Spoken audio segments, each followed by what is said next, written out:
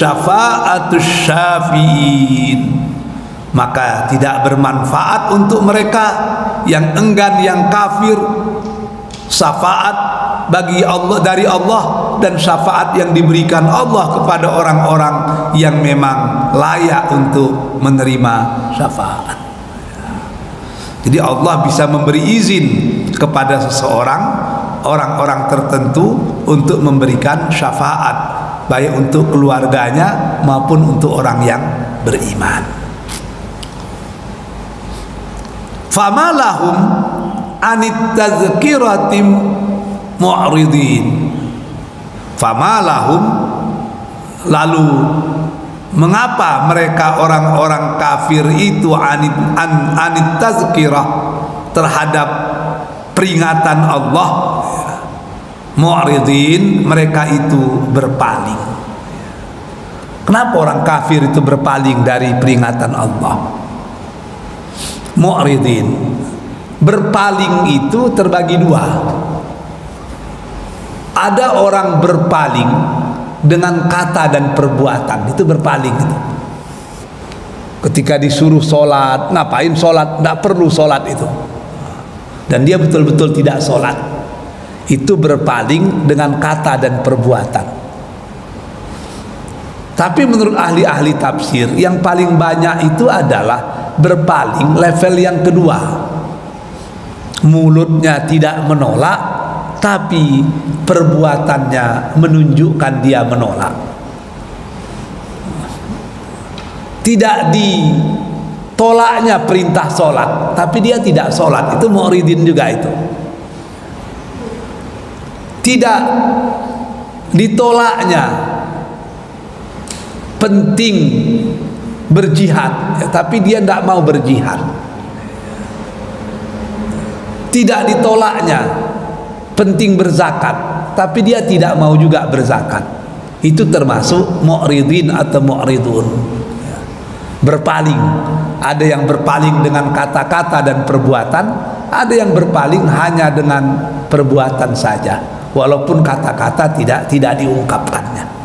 Tapi kedua-duanya sama saja itu. Mereka orang-orang kafir itu berpaling dari kebenaran, berpaling dari peringatan Allah. Ka'annahum, seakan-akan mereka humur, keledai, mustanfirah, yang lari terkejut, farrat min qaswarah, farrat min qaswarah.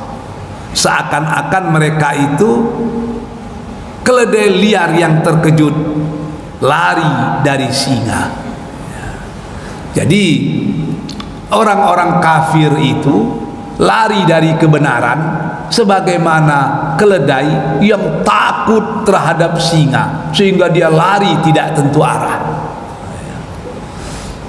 Maka orang-orang kafir itu takut melihat kebenaran dan takut melihat orang yang menyatakan kebenaran, sehingga orang-orang yang menyatakan kebenaran itu dibungkam karena dikhawatirkan akan merusak kestabilan hidup mereka yang sudah established dalam zona aman. Jadi orang-orang kafir itu takut menerima kebenaran seperti mana keledai yang takut melihat singa. Kalau bapak-bapak tengok itu film-film National Geographic, wild animal, kita tengoklah di padang pasir di Sahara itu ada keledai, ada zebra, macam-macam itu. Begitu muncul singa, itu lari luar biasa, so kencang-kencangnya, tidak tentu kemana arahnya. Yang penting mereka bisa terjauh dari singa itu. Tapi yang paling sering kata para mufasir, mereka salah lari. Mereka lari lintang pukang, tapi lari itu pada akhirnya mendekatkan mereka ke sarang singa tersebut. Lari dari ketakutan, akhirnya bertemu dengan yang ditakuti. Jadi ka'annahum humur, orang-orang kafir itu seakan-akan seperti keledai liar yang lari terkejut ketika mereka melihat singa. Bal yuridu kullu mri'im minhum ayyuta suhufam munasyarah. Bahkan setiap orang dari mereka ingin agar diberikan lembaran-lembaran yang terbuka. Apa maksudnya itu? Ahli-ahli tafsir berbeda pendapat. Sebagian ahli tafsir menyatakan mereka baru mau beriman jika Allah mengirimkan surat terbuka kepada mereka. Jadi tidak usah Rasulullah lagi yang menyampaikan, langsung Allah mengirimkan surat kepada Syanu bin Syanu, ini surat dari Tuhan, maka ikutilah ajaran Allah agar kalian selamat dunia akhirat. Kalau datang surat seperti itu langsung kepada kami akan beriman. Mungkin itu Allah menulis surat langsung kepada setiap pribadi-pribadi? Mustahil.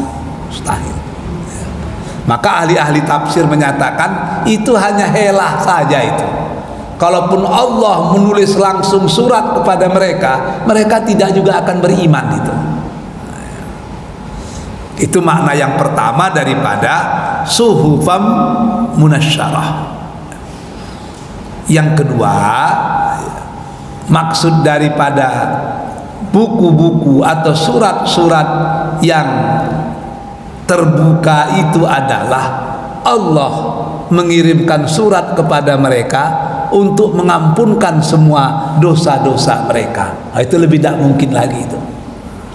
Artinya mereka punya semacam spesial kartu spesial untuk tidak merasakan neraka, sebab seluruhnya sudah diampunkan oleh Allah, dan itu harus disampaikan Allah secara terbuka. Mustahil itu.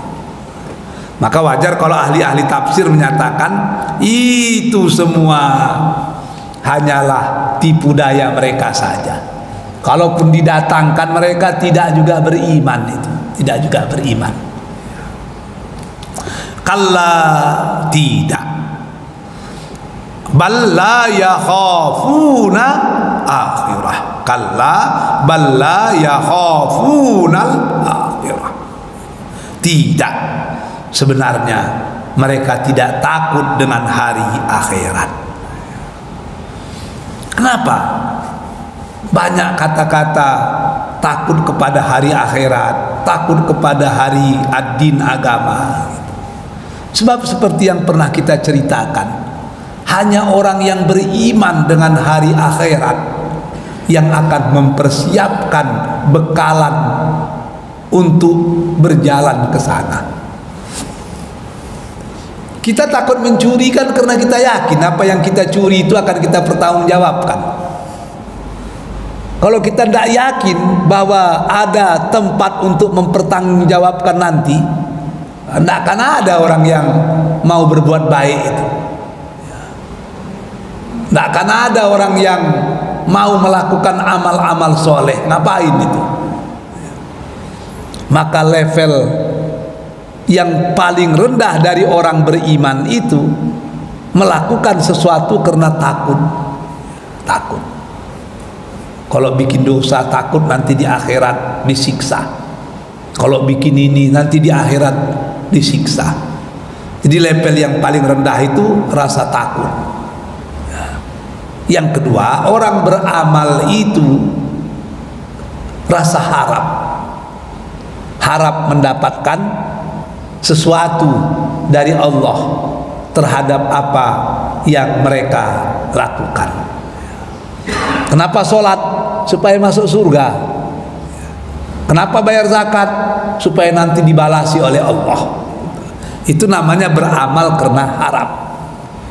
Kalau istilah konsep yang lain, kalau takut itu beramalnya para kuli, beramalnya para pekerja. Kalau yang kedua karena harap, itu beramalnya para pedagang, beramalnya para peniaga. Yang paling tinggi itu kata ahli-ahli sufi, itu level cinta. Dia beramal bukan karena takut, dia beramal bukan karena harap, tapi dia beramal karena cinta. Makanya ketika Rasul dalam keadaan sibuk luar biasa masih sempat sholat sunat, sempat sholat tahajud, tetap sholat duha, bahkan banyak melaksanakan sholat-sholat sunat yang lain. Aisyah protes, ya Rasulullah, begini sibuknya kita, begini sempitnya waktu, begitu banyaknya pekerjaan, engkau masih juga melaksanakan itu. Apa kata Rasul? Apakah tidak boleh aku menjadi hambanya yang bersyukur? Jadi pada level tertinggi seperti itu, orang tidak lagi takut kepada neraka, tidak lagi berharap kepada surga, tapi mereka beramal mengharapkan cinta. Makanya Syekh Yusuf Al-Qaradawi menyatakan level manusia beribadah itu dua. Yang pertama at-ta'ah, yang kedua al-mahabbah. Ada kalanya orang beramal karena ketaatan, tapi ada kalanya orang beramal karena rasa cinta. Kalau sudah cinta, tidak ada masalah lagi itu. Kenapa para pejuang kita dulu dengan bambu kuning, dengan bambu runcing, dia melawan Belanda yang memakai persenjataan lengkap, sehingga banyak di antara mereka yang jadi korban. Apa yang mereka harapkan? Mereka bukan tentara yang dapat gaji, mereka bukan pegawai negeri yang disubsidi oleh pemerintah, mereka hanya rakyat biasa. Kenapa mereka korbankan jiwa dan raga? Sebab didasari rasa cinta. Kalau cinta sudah berkata luar biasa itu. Kalau ibu-ibu pun di rumah membikinkan kopi kepada suami ibu-ibu, kalau didasari oleh rasa cinta, tidak dikasih gula, akan manis sendiri kopi itu. Itu yang luar biasa itu. Jadi mereka tidak percaya dengan hari akhirat itu. Kalau orang sudah tidak percaya dengan hari akhirat, tidak ada lagi itu, habis. Tidak ada lagi kebenaran dalam diri mereka. Bahkan mereka membela kebatilan demi untuk keuntungan yang sesaat. Tibo di matu dipiciangkan, tibo di parui dikampihan.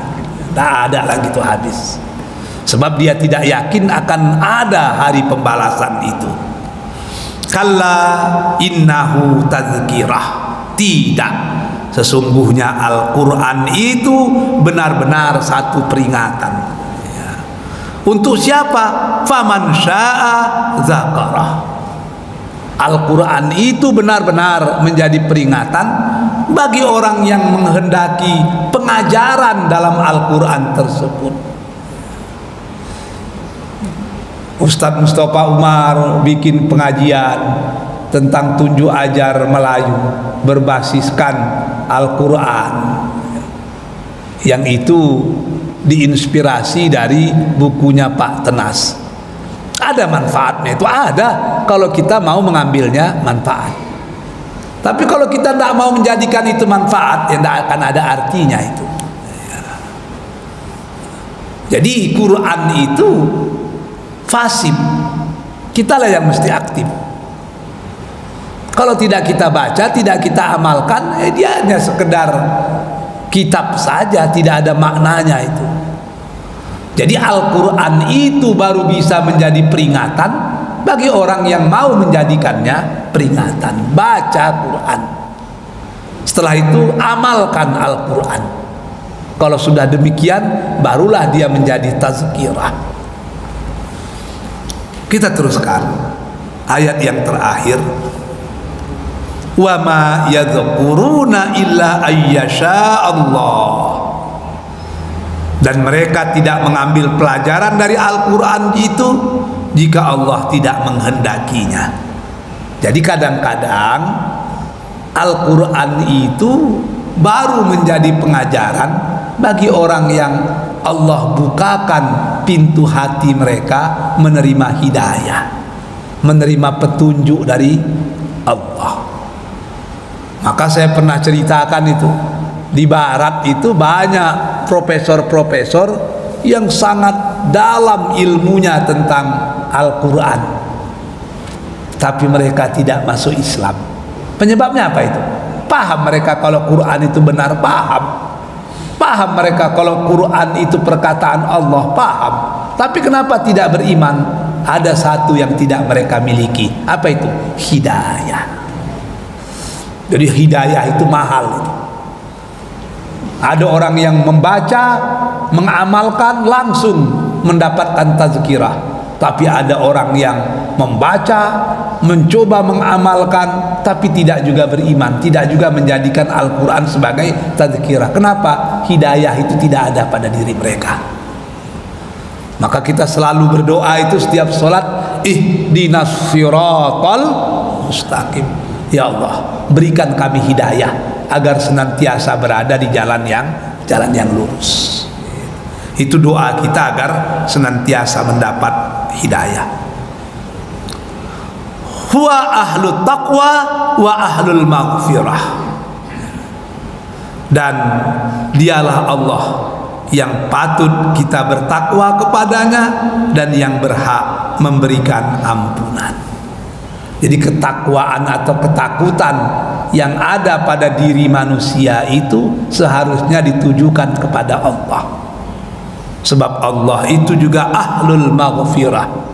Dialah yang berhak memberikan keampunan. Jadi ayat ini ditutup dengan satu ayat yang luar biasa yang menjelaskan bahwa wewenang terakhir itu ada di tangan Allah. Kepadanya lah kita takut, kepadanya lah kita berbakti, sebab dialah yang akan memberikan keampunan kepada kita semua. Alhamdulillahirabbil alamin, kita sudah menyelesaikan ayat-ayat tauhid dalam surah Al-Muddatsir. Insyaallah pada pertemuan yang akan datang kita cari juga surah-surah yang berbicara tentang ketauhidan. Sebab tauhid atau akidah inilah yang menjadi ruh dari semua perbuatan dan amal ibadah kita. Kalau kita belajar fikih dulu bertengkar sajalah itu. Tapi kalau belajar akidah, yang penting adalah kesatuan iman. Yang paling penting adalah prinsip tauhid. Itu yang harus menjadi ruh dalam hidup dan kehidupan kita.